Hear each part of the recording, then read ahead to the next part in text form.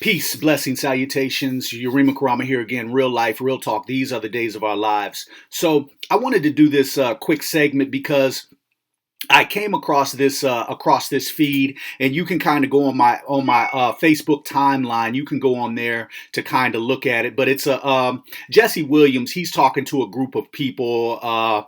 He's in a gray hoodie, got the hoodie on, and he's talking to a group. And what I found important about this is there's a certain part in the video is a little bit over 5 minutes. His video, but what I found important about this and why I wanted to talk about this subject is he brought up the fact, he said that there's a lot of that Hollywood is so racist, and there's a lot of jobs that he has to turn down because of that racism. And there's also, he's got friends who actually have degrees. He's specific. He said these are like 35 and 40, over 40-year-old people who every day they have to make a decision on if they're going to play, this hooded black person who's going to rob a white person in the show that they're being cast for, or if they're going to turn that job down because they think it just paints a bad light on black people, as if we don't have enough bad light. That white people don't perceive us in a certain way to begin with. But I think what really touched me about this is he said that these friends of his are constantly fighting with themselves on the inside, because he said it kind of like chips at their soul, because they have to weigh being part of a production that is going to paint us in a more negative light, that is going to keep that stereotypical nonsense going. They have to weigh that against paying their mortgage, being able to feed their families. And I think when we take that on a whole, when we look at artistry across the board on a whole, I think that we can see those parallels, not just in Hollywood. Obviously you see it there. And then when people do want to come out with some other substantive, when black people do want to come out with substantive movies and substantive topics, all of a sudden they can't get the funding for it.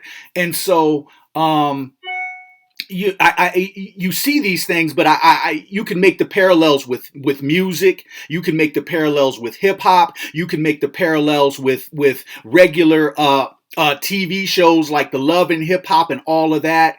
And it's a fine line to walk. It's a fine line to walk, but I think that we're in a time, especially when you see more people, especially like in the music industry, where you see more people doing independent work. They're saying, forget the label, because basically I don't want you, like me, I'm independent. I won't sign with the label, because at the end of the day, I need full autonomy. I can't have somebody coming in telling me what to write, what to follow a current trend that's out. No, I think artistry itself, the one thing about artists is they've always had that freedom. That's a freedom, man, that you can't afford to allow them to take. But I think that once you get caught up in that cycle, such as a Hollywood, and you become dependent, it's kind of like the corporate strain. I got out of corporate America. I got out of that, and it's kind of like, and also in his video, you can go look at it on. I got it online. I try to post it as much as possible. You probably want to hurry up and see it, because the powers that be, I'm sure, will take it down soon enough. But one of the things that he said is that change is uncomfortable. It's very uncomfortable. And so even when I was making the transition from corporate America, and I'm still in the process of making that transition, and that change quite honestly is very uncomfortable. However, once you get to a point where you're running your own thing, or at least aligned with people who aren't putting you in a position to where you feel as though I have to make a decision. Am I going to sell my soul, or am I going to play this part or do this song in order to feed my family? And I think that right there is where that's kind of the next level. And I think Dr. Boyce Watkins talks on that.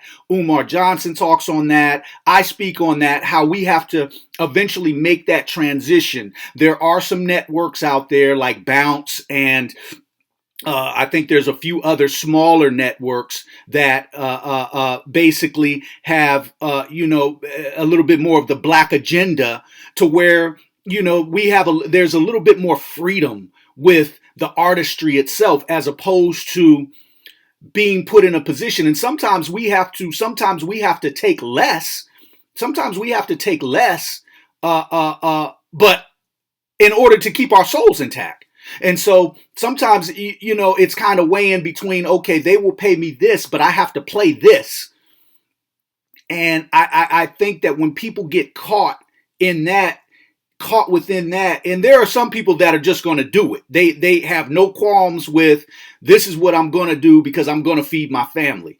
And hey, everybody's entitled to their opinion, their decision, whatever they do. But I think that if you're an artist to where it's eating at your soul like that, to where because if you're even thinking in those terms, like he said, he can see it, and him and his friends, they talk about it. Like he literally said, like, I see that chipping at their soul. Like, I really don't want to do this, but I got to pay a mortgage. And I think that a lot of us get put in those positions.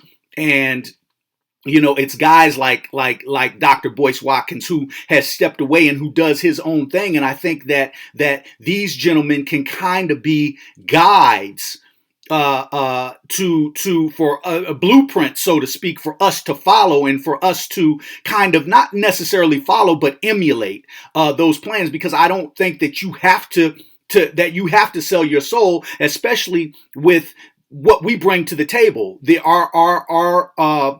Our economics in this country, we're a powerful group.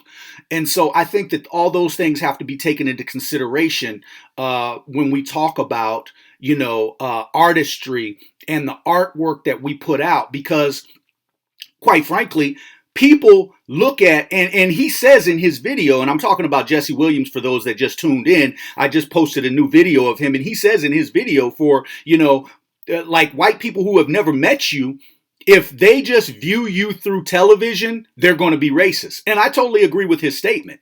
He said if they have never really met a black person and have never really sat down and just vibe with them and talk, then if they just get their viewing of you through television, they're going to be racist, because that's what the media does. That's how they portray us. That's how they paint us. And so, from an artistic standpoint, I think it's very important that we start taking heed to that, and the projects that we know should be out there, we need to start pushing those products. We need to start pushing those agendas. We need to start pushing those movies. And there's no reason why we can't do, and I know that a lot of it is based on funding. A lot of it is based on funding. I get that, but I also know that we're in a technologically advanced time right now, where you can basically make a movie these days for less than $1,000 if you really just want to. And it's going to take some dedication from some people. It's going to take some, it's going to take some time. It's going to take dedication. It's going to take people doing some volunteer type work. But for the greater cause of the group, some of those things are going to have to be done. And, that's just the way it is. If we want to paint a better picture, not only for them, but for us. Not only for them, but for us, most importantly, because we need better visuals from our children, from our seeds. Remember, we're raising a generation, man. We're raising up a generation. And so our seeds, our children need to be better, well equipped to be able to look and see positive visuals of black men, women, and children. And as Jesse said, we shouldn't be in a position where we have to chip and sell our souls, especially in places like Hollywood, in the music industry, those type of things. We're too talented, and we have too many resources at our disposal at this time. And I think sometimes we don't look for those resources. We don't tap into them. We have to start looking outside of the country for unification, for aid and assistance. There are plenty of African countries on the continent that are looking to aid and assist. I have friends that travel there often. And so there are other people that are willing to help, but we have to look outside of that. And I think that Jesse makes a good point when he says that we have become comfortable and complacent, and change is very difficult. People do not want to tap into change. I see you, Marcus Boyd, Tamika White. Peace, blessings, salutations to you if you just tuned in. So I just wanted to put that out there. Again, the video is on my timeline.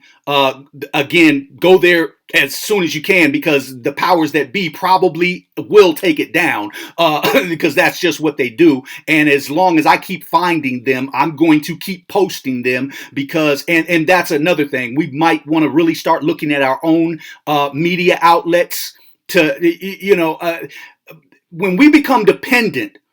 The problem is, and I'm all about independence, which is why I won't join a major record label.